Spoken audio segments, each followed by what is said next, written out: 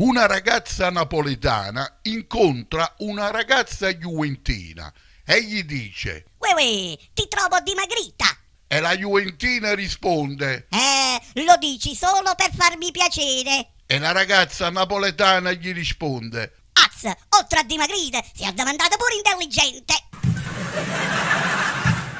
Il cervello è l'organo più eccezionale del corpo umano.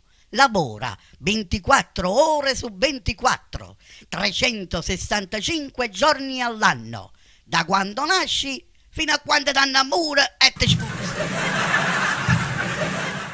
Amici, lo sapete chi fu a uccidere Toro Seduto? Emorroid!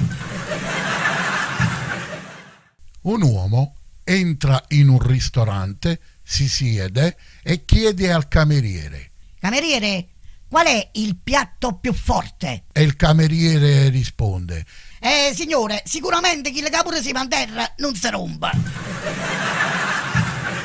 gli amici si contano sulle dita, e Strunz sul dito medio, chi le va a fanculo.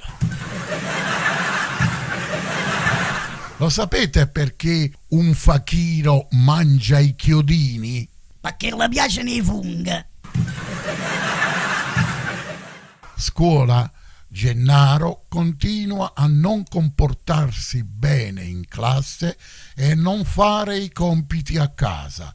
Così la maestra, incacchiata, dice a Gennaro. Gennaro, ma cosa ti passa per la testa? E Gennaro risponde: Oh, pettina, maestra! due napoletani vanno in paradiso e San Pietro gli dà il benvenuto dicendo così: benvenuti in paradiso, qua non c'è lavoro, non c'è scuola, non ci sono ospedali e non ci sono denari. E i due napoletani rispondono: Oh, è che mi tornate, è nata in Italia.